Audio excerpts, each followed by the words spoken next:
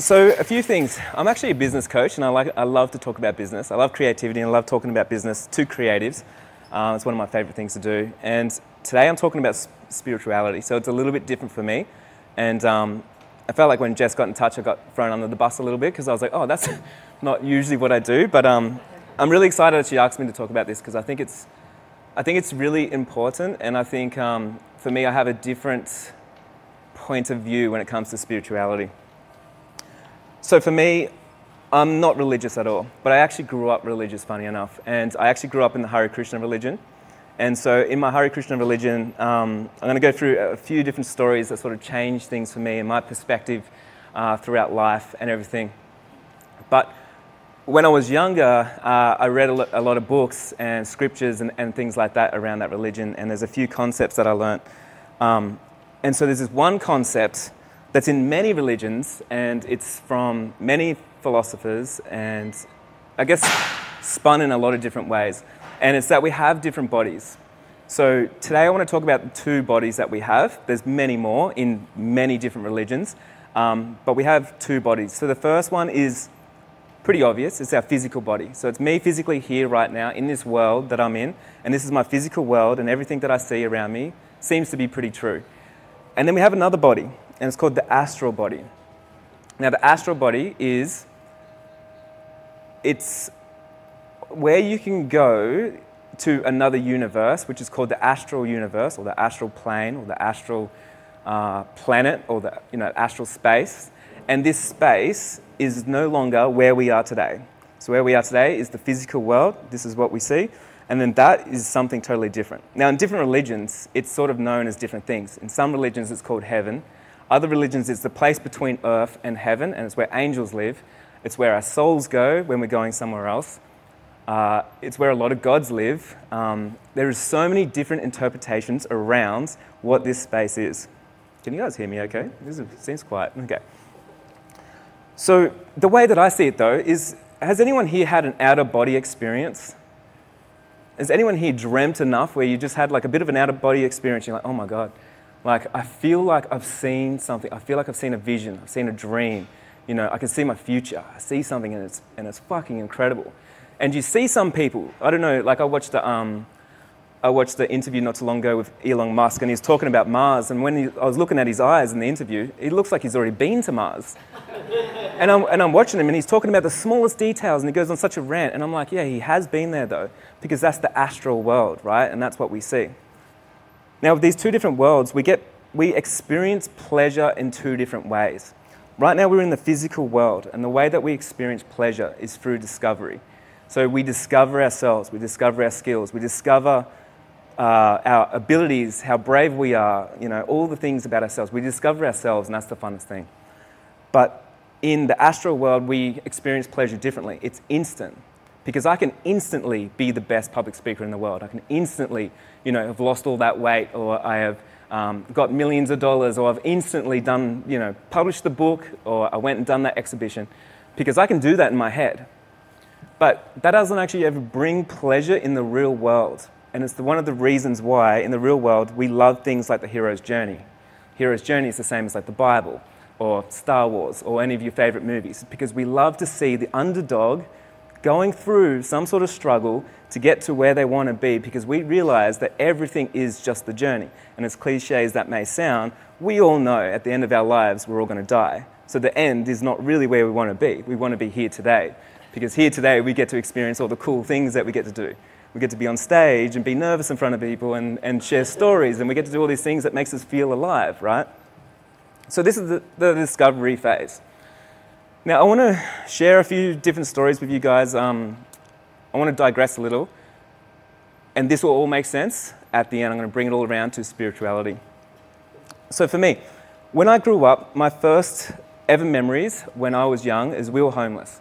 And we were on a waiting list for 7 years for government housing, and then we got transported up to northern New South Wales, where we finally got our first house. Now, before we got our first house, I lived with my brothers and sisters and my mum and my dad, and we were on welfare, and we lived in cars, teepees, tents, like we lived everywhere. And at one stage, we were living in this trailer park in this beautiful place, and I remember when we got the phone call that we finally got to move into our first house. And you can imagine me, I walked into this house, this huge house, and all the kids in the street all came up. I couldn't believe it. I only had to share a room with one, just with my brother. Like, this was amazing. First thing I thought, damn, I'm rich. Like, look how rich I am. I got a house, you know. I went back to the trailer park, told all my friends. They all said, you're lucky. Look how lucky you are. I remember when I was at that house, one of the first things was I wanted to make some friends of some of the kids in that area. So this is one of the roughest roughest streets in New South Wales. It used to get patrolled twice a day by the police. It was all government housing. And I remember at the time, all the big kids that were outside, you know, playing on their bikes and stuff, they looked so cool. I want to go hang out with them. And I remember I was such a nervous wreck walking out. I felt like I was going out to see the lions. You know, they're all older than me, and these are all tough kids. All the dudes had no shirts on, and the girls loved them. And I remember they'll stand at the front, and they'll be 13 years old, smoking the cigarettes right in front of their parents, and their parents didn't even care. I was like, fuck, these kids are so cool. So I went out there, and I was like, you know, can we be friends? And I was always just like a little kid. And the first thing was we couldn't be friends because I didn't have a bike, and I didn't have a tough dog like them. So I had to go home and I had to go and get a bike, and I didn't ask my dad for a bike because that would have been a world of pain. And I realized I needed to go around and make my own bike. So I went around and I just found old broken bones and carcasses of old bikes from the neighboring neighborhoods that are pre-loved, that used to be amazing, and now they're not. And I used to drag them all home, and over months, I dragged home all these bikes, and then I made kind of like a Frankenstein bike. Took me a long time, and I remember I was like hanging up on the clothesline, and I was spray painting this thing, and I thought it looked incredible. Took it out the front, and all my friends went, wow, where'd you get that bike? You're so lucky. And I said, I know, I'm rich. Look at this thing. I've made it. I remember I actually went out to see those kids, and the biggest kid pulled me up, and he actually wanted to fight me before I could join the gang. And I got beat up. And I remember after that, I got beat up, and then I didn't go home, and I didn't cry, and I didn't do anything. And then they accepted me in. And I remember my other friends were too scared to go make friends with the cool kids. I'm like, Jai, you're so lucky. You know, I got a black eye. I know, I'm rich. I've got friends now.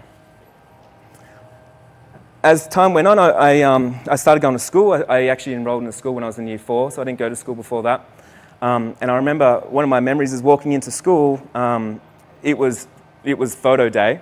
And I used to, just to paint a picture of like where we were in our financial situation, Dad used to drive us around town, and he knew all the places where the binny bins didn't have the little levers, so he could hold me in the bin so I could pick up everything, and then I'd pull it back, and then we would put it out in the lounge room, and then I'd grab all the clothes, and I'd go to school. And then one day, the headmaster called me, and he's like, you can't be wearing that tomorrow, you need to ask for a new uniform of your parents, because tomorrow is photo day, and I don't want you to embarrass the school. So I remember the next day, I asked my dad. Dad just laughed at me. He gave me some of his clothes. They were too big. I had shoestrings on. I was a tiny kid wearing my dad's clothes to school. And I remember walking in. I was like, oh my God, this is going to be bad. Headmaster, he humiliated me in front of everybody. Made me take off my clothes and swap it with somebody else. And I remember I felt so shit about myself. And I remember that afternoon, I went in and I broke into the office and I went and stole myself a uniform. And I stole a uniform from my friends as well. I remember the next day I walked in so confident, brand new uniform on. All my friends said, oh my God, Jai, you're so lucky. I know, I'm fucking rich. One of my first memories is actually in that house. My mum, we had no money. We were living on, we literally didn't pay our bills or anything. We had so many handouts from so many charities and stuff. And we used to have, our furniture was, truck would pull up, Vinnies will offload everything they can't sell, and then we would try and make something work and then have a garage sale, and then we'll get rich from that. And I remember my mum saved up all this money because she wanted to buy all these books, all these scriptures, the Hare Krishna scriptures, right? Really expensive. So in our lounge room, we had no TV or anything, but we did have a big bookshelf, and it had these really expensive books that were so thick, and I couldn't even read. But instead of TV, I had to look at these things. So they had some really good pictures in them, and there was one picture that changed the game for me. Now, you've got to understand, when I was younger, I always felt like, we were in this religion, but I always felt like God wasn't for me. And one reason was because all I had to do was walk out the front and realize that I wasn't even close to the front of the line of people that needed help from God. You know, you see all these kids that had broken families. I mean, my dad needed more help than I did. He was going through, there was so much domestic violence. He was a violent guy, and he would go through drug abuse and everything else. So I was on the back of the burner for, being in line for God. So these books, I learned a lot from these books, and there was something that changed the game for me, and I'm going to share that in a little bit. I remember when I was 15 years old, I moved out of home because things started getting hard. And my mum had, there was 5 of us, 3 different dads. Mum needed help at this time, so I quit school so I could go and get a job so I can help her. And I needed to move out of home because it was just hard for me. And I remember all my friends saying, like, if you quit school and don't get an education, Jai, you'll never make it in the world. You just won't. I remember my teachers telling me that. I remember everybody telling me that. And I remember I had so much confidence in myself, and I was like, just watch me. Like, I need to go do this thing, It took me 12 months to get a job that I wanted, but what I did was, the first couple of days, borrowed some spare change from my friends that I was living with. There was 5 of us living in this 2-bedroom, 3-bedroom house. It was a duplex. It was next door to the biggest drug dealer in town, so the place was very, very ghetto, to say it lightly. And I borrowed change. I'll go down to the phone booth, and I'll just ring people from the yellow pages, and I'll just cold call everybody. And then the days turned into weeks, the weeks turned into months, and then after about a year, I heard along the grapevine there was an apprenticeship coming on, and it was to be an electrician. And I remember I finally hustled there. As soon as I heard it, I went straight to his place. I got myself the job. I said, I work for free as long as it takes. Give me the job. I'm here, and I'm willing to prove myself. My friend said I was lucky. And I said I was rich. I got a career. I made it. A couple of years later, so after I was 15, a couple of years later, I was 18 years old. And I remember at this stage, I was like, I'm not going to drink anymore because I've been doing that for years now. I'm just going to take it easy, and I might drive my friends to the party that we're going to, And I felt like I was so old and wise, I was probably second-year apprentice or something, already been drinking for 3 years, doing all that kind of stuff. And I met Lilu at a party, and I remember meeting her, and I was like, oh my God, this is the most beautiful woman I've ever seen. And then she became my girlfriend.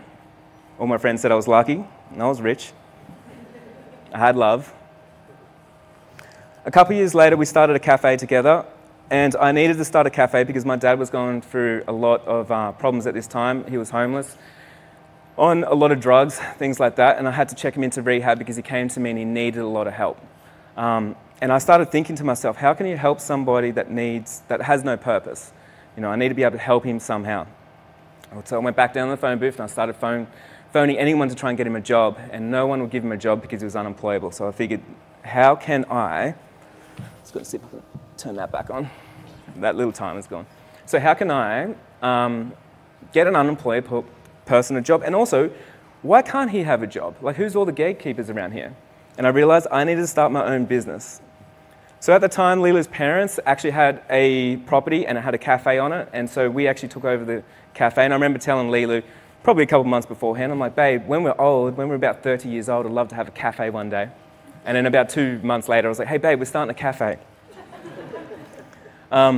We started up because I wanted to give my dad a job. He was really good at cooking and things like that, and I felt like it was going to change my life, and I felt like it was going to change his life. And he passed away two weeks before we opened the doors, and it was probably the hardest year, I think, of our lives, really. It was hard because it started hard and it got harder. It got so much harder because running a business when you're 20 years old and you've got no idea how to run a business, you've got no education, you can barely read and write, you don't really have much support, you don't know anyone that has a business, and then finally losing it all after 12 months.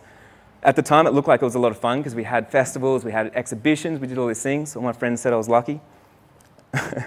So I was rich, I got a cafe, took all my money. So I closed that down, and then after that, I had to go to the mines for a while just to get my money back. And that was even worse than anything else. Like, that was like prison cell. Basically, I had a bed and there was a toilet, and then that was my room. And then each day, back in those days in Queensland when there was not many rules, you're allowed to work 6 weeks straight, 12 hours a day, and then have 1 week off. And I remember when they changed the rule, they didn't change it on our site, so we still had to do that. And it was a prison sentence. But I made my money back that I lost, and I had to pay back everybody, and I was back at square one. And all my friends said, Jai, you're at the mines and stuff, you're so lucky. You're so lucky. And I was like, I know, I'm rich. I'm back at square one. It's where I need to be. After that, I was an electrician, but I wanted to do photography. I was like, fuck, I want to do something that I actually love to do. And so I was just talking to Mark before, and he was actually my neighbour when I quit my job. And if anyone doesn't know how I quit my job, I literally one day had this idea that I'm going to be a wedding photographer. I didn't know how to use my camera or anything. And then I just rang up my boss and told him I'm quitting. And he's like, what for? I'm going to be a wedding photographer. And he was like, okay, that's interesting.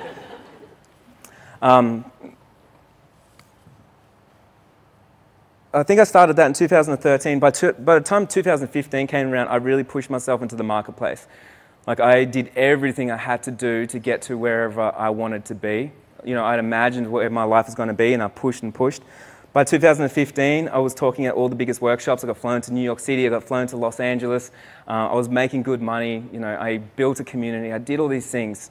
And even, you know, I had to learn how to use a camera, and I had to catch up to my own reputation at the time. I was like, shit, man. Because I was so good at marketing, so good at sales and everything else. And then I was like, I have to try and make sure that I'm as good as what I've told everyone that I am, which is not always that easy. For my 30th birthday, Lilu threw me a retirement party because I always said I was going to retire and have $1 million by the time I was 30. Don't know why I said that, but I always said that. So my party came around, and it was disappointing because I had no money.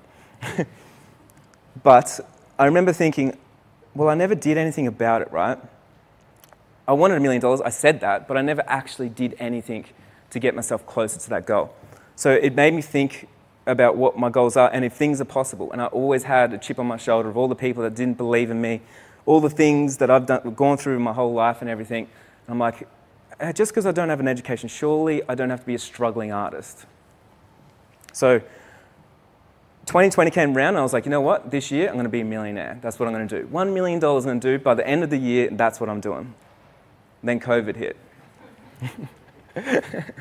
COVID hit, and it was a bit of a shock straight away, but I realized I couldn't deviate from my goal. And I was so fixated on it. And that goal, I lost half my staff, I lost most of my clients, and I had to somehow rebuild. We started a fashion label. I started my coaching because I knew so many people needed help at that time.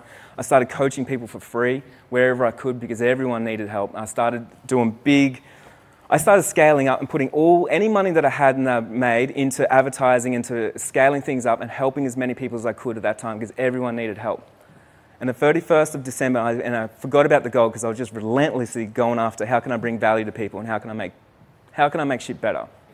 31st of December, I'm not even going to lie. I remember talking to Tony and talking to everyone, and I looked at the bank account of the business, and it rolled over by the dollar to $1 million. And I was like, holy fuck. I'm rich. My friend said I'm lucky.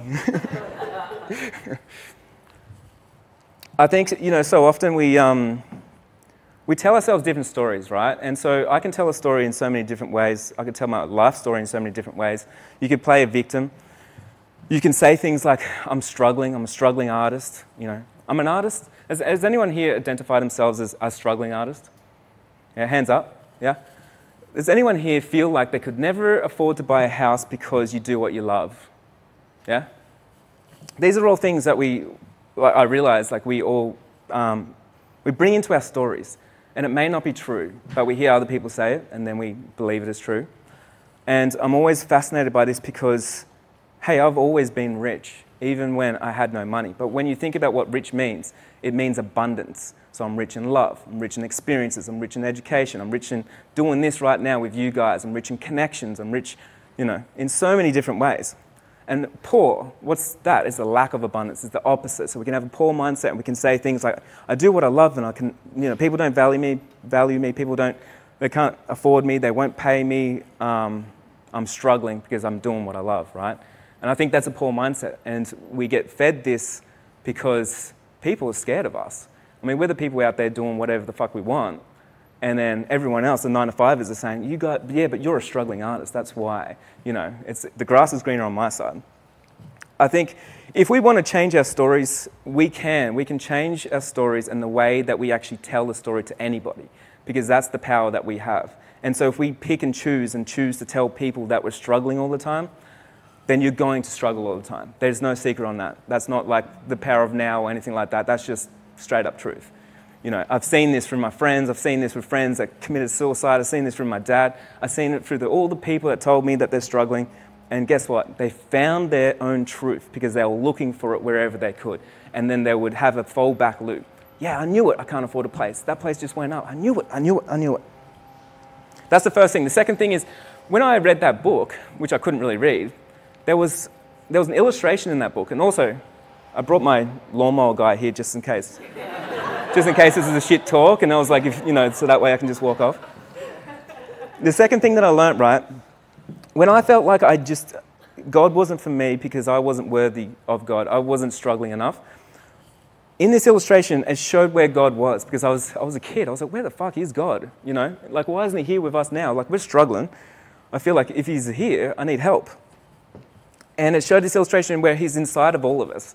And it was like connected. So it was like a little Krishna, and he's here, and then it's like a line connected to someone else and someone else and someone else. And I realized really quickly, I was like, oh my God, if God is with me, shit, I don't need any outside influence. I don't need anyone else to tell me what my worth is. If he's here, or she's here, I don't need anything else, right? And it gave me this confidence when I was a kid, because I was like, if God's with me and believes in me, then I better believe in myself. Because if I'm not believing in myself, like, no one else is going to give that to me. I already know that, My dad's not going to give me a bike. I already know I have to make my own break. So I think for us as artists, we need to step into realizing that that we have everything that we need. Like, we really do. And it's just the way that we decide to look at it. It is the cup half full thing or the cup half empty thing. And if I can see my dodgy bike in the way that I imagine it, man, I was a legend on this bike. And in real life, if you actually seen me, I was a poor kid cruising along, no shirt on, like this thing is just falling apart, It's the way that we look at our own reality. Now, the third thing is, when I talk about the astral world and stuff, it's good that we get to fall in love with our dreams and our aspirations, and we think about all the amazing things that we can do in our lifetime. And sometimes you get the naysayers and the haters and all those people. And I'm standing here, I still say, fuck those people. I still think about those, those guys, my school teacher and everyone else that told me no. What you need to fall in love with is the discovery world. That's what this realm is. It's the discovery world. So if you're an artist right now and you're thinking, I'm going to go write that book when I'm perfect, when I can write perfect, when I can read perfect, I'm going to do that exhibition when my stuff is perfect, I'm going to launch that next project when everything's perfect and I know all the right people and I got all the right money and I got all the right connections, you're going to lose because you're living in the astral realm. It's not here, and it's not how you get pleasure, because the pleasure is in the discovery part. That's the bit where you show up on stage like this and you forget what you're saying, but you don't fucking care because you're in the discovery of things, and that's the amazing thing. So I'm going to end it on that, and I just wanted to really drive that home, is right now we are all falling in love with discovering the world that we live in, but also discovering ourselves, and I think that's one of the most important things.